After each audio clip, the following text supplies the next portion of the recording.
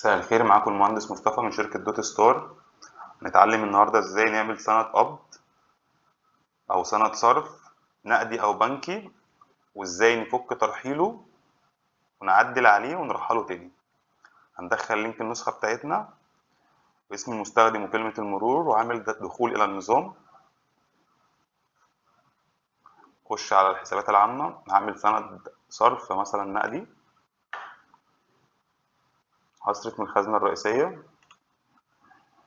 على أي حساب، مثلا حساب المشتريات. تمام، هدفع 1000 جنيه. تمام، وهعمل حفظ.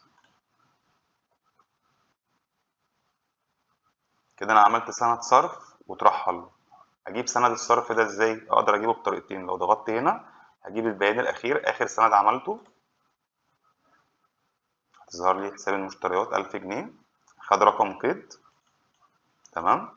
الطريقة التانية، لو ضغطت هنا هيظهر لي برضو اخر سند صرف انا عملته، المشتريات اهو. دوست على القلم كده هيظهر لي بال1000 جنيه وليه رقم القيد. انا عايز اعدل على سند الصرف ده دلوقتي، مش هقدر اعدل عليه من هنا، لازم افك ترحيله الاول وبعد كده اعدل عليه. فك ترحيله ازاي؟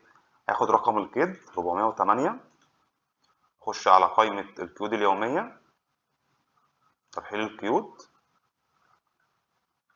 هو دلوقتي قيد مرحل، هخش على القيود المرحلة.